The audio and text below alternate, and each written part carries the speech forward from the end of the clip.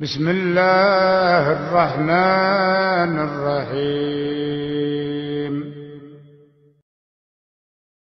Wallahu akbar, subhanallah, alhamdulillah, wala ilaha illallah akbar, sampai meninggal Nabi SAW sambil dia membaca tasbih, takbir dan tahmid kepada Allah SWT. Inilah sebuah profil daripada seorang wanita salihah yang harusnya kita jadikan profil yang dijadikan sebagai tauladan utama para istri sekarang ini. Siapa? Sayyidah Khadijah. Coba lihat bagaimana Sayyidah Khadijah ini. Begitu beliau ucapkan yang semacam itu pada Nabi Muhammad, apakah kemudian beliau itu ada tarik ulur? Kan biasa kita kan seperti itu. Kadang-kadang udah ngasih, mintalah di rumahnya. Beliau melihat Sayyidah Khadijah di dalam suatu pemandangan yang mengheningkan Nabi dan menjadikan Nabi itu kemudian meneteskan air mata karena memandangnya. Kenapa? Karena pada waktu itu Sayyidah Khadijah sedang menyusui Sayyidah Fatimah, sementara air susu yang keluar itu berwarna putih bercampurkan darah. Kenapa demikian?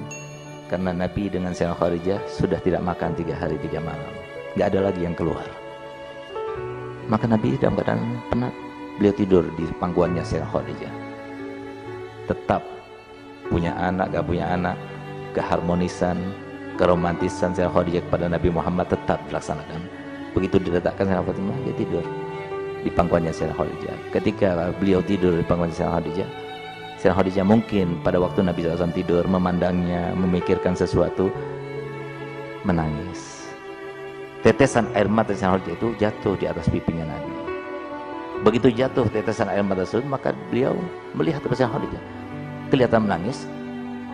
Maka kata Nabi SAW, Galia Khadijah, apakah engkau menangis karena menyesal telah mengawini aku yang miskin ini, yang gak punya ini, yang kamu dulu adalah seorang wanita yang luar biasa, punya uang banyak, rumahnya bagus, dan badan sekarang kamu punya suami aku seperti ini? Apa jawabannya Sayyidah Khadijah? Tidak ya Rasulullah, aku tidak pernah menyesali mengawinimu, tapi aku menangis tadi karena aku sedih. Dulu aku punya harta, dulu aku punya jabatan, aku korbankan semuanya untuk perjuangan dakwahmu, sementara aku sekarang nggak bisa membantu kamu apa-apa lagi. Aku hanya menjaga anak-anakmu, aku tidak punya harta yang aku bisa sodorkan kepadamu. Ya Rasulullah, dengarkan baik-baik apa yang aku katakan. Kalau seumpama aku nanti sudah meninggal dunia, sementara engkau masih memerlukan dana untuk dakwahmu, galilah kuburanku, ambillah tulang belulangku, rakitlah sebuah sampan, gunakan untuk dakwahmu. Kalau engkau mau, bawa ke pasar, juallah, dan harga daripada penjualannya gunakan untuk dana dakwahmu. Ada di antara kita yang punya istri semacam itu. Ini beliau orang yang cerdas. Kenapa? Hidup di dunia sebentar, 60 tahun, 70 tahun, tapi setelah itu kita abadi selama-lamanya nanti di akhirat. Ini bukan waktu kita bersenang-senang, ini waktunya kita itu beramal, ini waktu kita berusaha. Sehingga lihat bagaimana kecerdasan Sayyidah Khadijah itu benar-benar diterapkan dalam kehidupannya, sampai-sampai Nabi SAW bersumpah di dalam memberikan suatu manaqib, suatu kabar gembira, suatu sifat yang baik daripada seorang istri, yang beliau juga bersumpah itu supaya ditiru oleh para istri-istri yang lainnya daripada umatnya Nabi Muhammad. Beliau katakan, demi Allah, aku tidak pernah memerintahkan, ingin Sayyidah Khadijah melakukan sesuatu kecuali sebelum aku perintahkan, beliau lakukan untukku. Lalu beliau bersumpah lagi, demi Allah, tidak pernah aku mendapatkan dari Sayyidah Khadijah suatu perkataan, suatu tindakan yang membuat pikiranku susah, sedih, apalagi sampai galau. Itu Nabi kita Muhammad SAW. Bahkan subhanallah, sampai pada detik-detik akhirnya, disinilah kita itu bisa pastikan bagaimana kita meninggal, bagaimana kita mengisi kesehariannya. Sayyidah Khadijah pada saat itu dalam keadaan sakaratul maut, sudah tidak kuat lagi, tersenyum pun sudah tidak kuat, bergerak sudah tidak kuat. Di saat itulah beliau itu meneteskan air mata, didampingi oleh Sayyidah Fatimah dan Sayyidah Ummul Kulsum, 2 putrinya yang belum kawin pada waktu itu. Sehingga begitu Sayyidah Fatimah melihat ibundanya tercinta menangis, maka beliau katakan, wahai ibu, apakah engkau merasakan sakit? Beliau tidak. Kenapa engkau menangis? Aku menangis karena aku mikirkan nanti setelah aku meninggal, siapa yang akan merawat ayahmu, siapa yang akan memasakkan untuk ayahmu, siapa yang akan mencuci kamu. Sampai detik akhirnya dia dipikirkan Nabi Muhammad SAW. Sehingga apa? Kemudian Sayyidah Fatimah mengatakan, wahai ibu, jangan khawatir, semua yang kau lakukan untuk ayah, semuanya aku akan lakukan untuknya. Sehingga Subhanallah, begitu Sayyidah Khadijah meninggal, betul-betul Sayyidah Fatimah menjalankan amanat yang sudah diserahkan, yang sudah dijanjikan kepada Sayyidah Khadijah, sampai Nabi SAW menjuluki Sayyidah Fatimah dengan Ummu Abiha, ibunya ayahnya sendiri. Subhanallah, di saat itulah ketika sedang berkeluh kesah Sayyidah Khadijah, tiba-tiba ada sebuah ketukan yang sangat lembut, sangat halus. Yang begitu terdengar suara ketukan yang lembut, yang pelan-pelan itu, maka langsung Sayyidah Khadijah, Sayyidah Fatimah, Sayyidatuna Ummu Kulsum langsung tahu ayahmu datang. Bangunkan aku, kata Khadijah, bangunkan aku. Enggak kuat lagi dia. Tapi untuk menghormati seorang suami, memuliakan seorang suami, bangunkan aku. Topang dengan kakimu di belakangku. Sehingga dia itu bangun seakan-akan duduk. Yang tadinya nggak bisa senyum, dipaksakan senyum.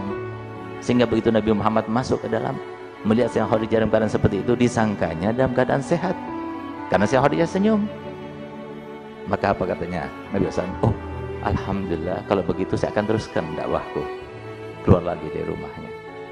Begitu dia keluar dari rumahnya, beberapa langkah kemudian Sayyidah Fatimah menyusulnya dan mengatakan, Abah, ibu sudah meninggal dunia.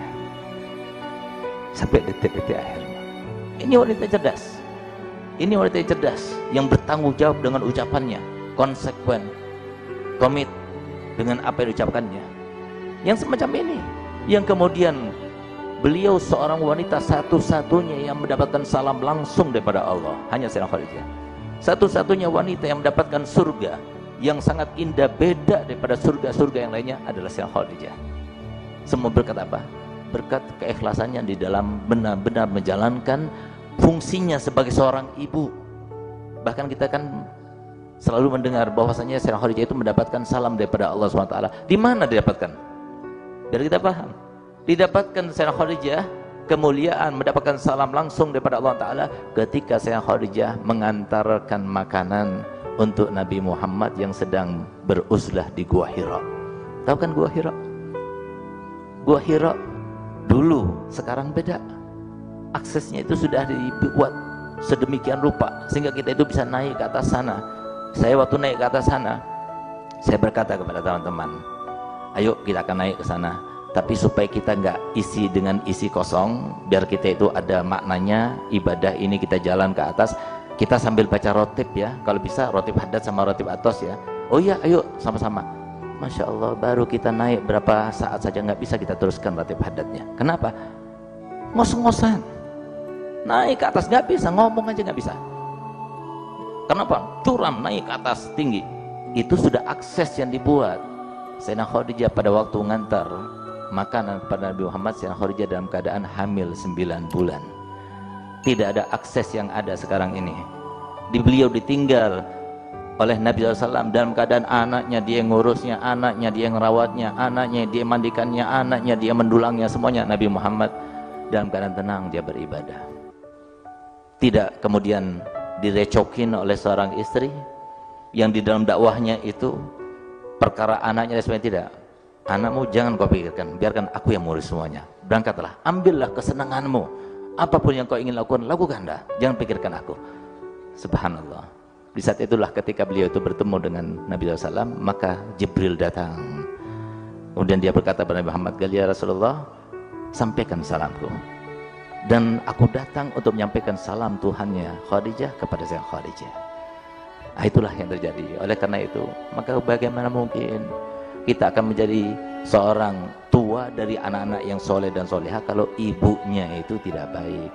Oleh karena itu saya berharap ayo kita perbaiki. Kalau kita mau jadi orang yang baik, maka dari sekarang kita persiapkan istri-istri kita menjadi istri yang soleha, supaya menjadi ibu-ibu yang soleha. Dan tidak mungkin menjadi orang soleha kecuali dengan hadir majelis-majelis semacam ini, majelis yang dibuat untuk menjelaskan semua pemaparan dan perintah Nabi, syariatnya Nabi. Insya Allah semua jamaah Al-Bushra ini adalah calon-calon ibu-ibu yang solihah yang akan melahirkan anak-anak yang soleh dan solihah, insyaallah. Alhamdulillah.